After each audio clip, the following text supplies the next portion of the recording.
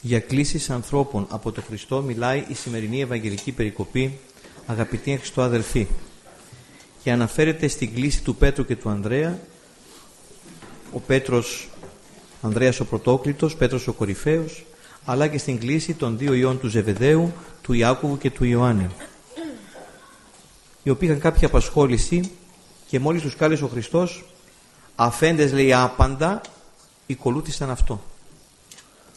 Δεν ρώτησαν ούτε ποιος τους καλεί, ούτε πού τους πάει αυτός ο άνθρωπος, ούτε σκέφτηκαν τι αφήνουν πίσω τους, αλλά αμέσως ακολούθησαν το Κυριακό πρόσταγμα και ακολούθησαν τον Χριστό.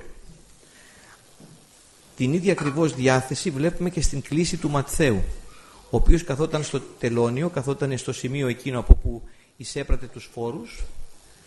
Λοιπόν, και όταν ο Χριστός του είπε ακολούθημη, αναστάς λέει, ακολούθησε αυτό. Χωρίς να σκεφτεί και αυτός τίποτα. Είναι αυτό που λέμε η αμετεόριστη υπακοή. Είναι αυτό που λέμε η ελπίδα της πίστεως.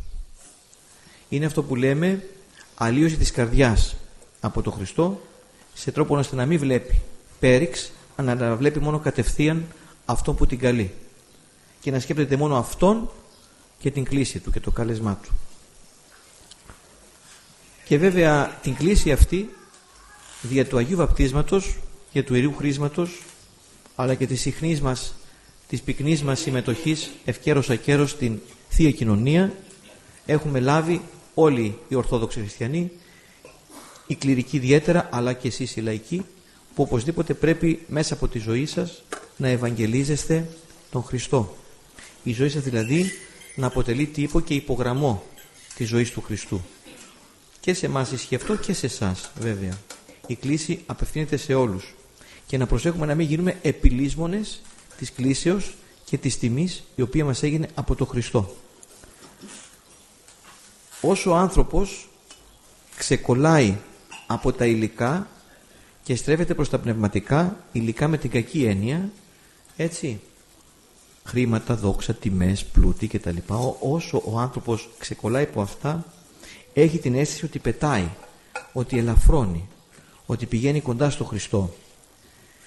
Τότε η κλήση την οποία έλαβε, είτε η κλήση της ιεροσύνης, είτε η κλήση αυτή που έχουμε όλοι οι Ορθόδοξοι Χριστιανοί εν γέννη, να ευαγγελιζόμαστε το Χριστό, αποκτάει ποιμαντικό στόχο, γίνεται εύτοξη, γίνεται φτερωτή, γίνεται απαλή ως βροχή και ως άβρα λεπτή.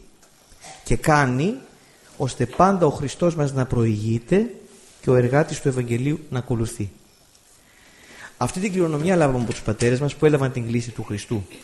Και δεν αρκεί να είμαστε θρόνων διάδοχοι, αν δεν είμαστε προπάντων τρόπων μέτοχοι.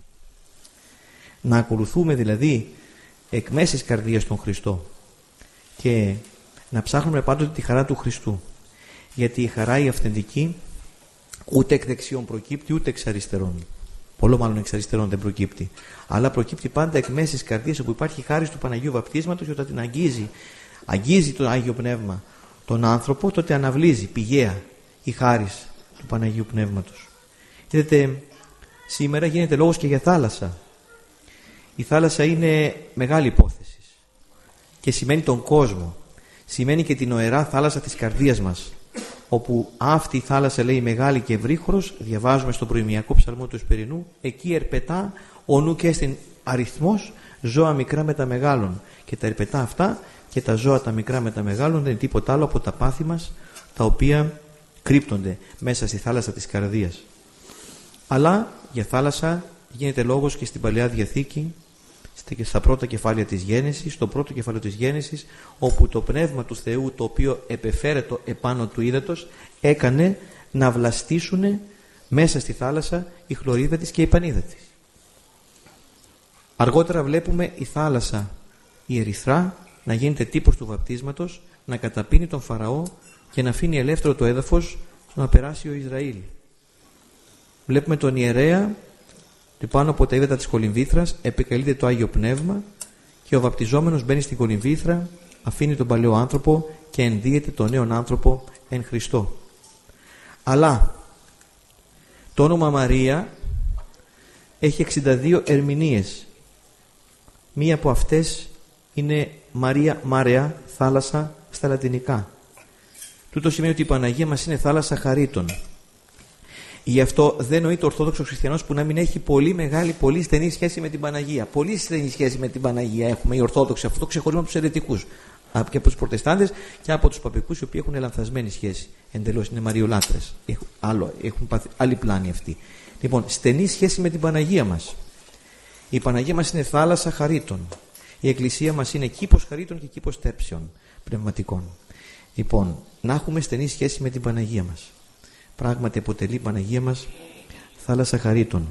Και εμείς ως λογικοί ηχθείες πρέπει να κολυμπάμε μέσα σε αυτή τη θάλασσα για να αποφεύγουμε το κακό του κόσμου. Και έτσι θα αποδειχθούμε άξιοι της κλήσεως την οποία δεχτήκαμε από τη στιγμή που μπήκαμε στα νερά της Κορυμβήτρας. Αμήν.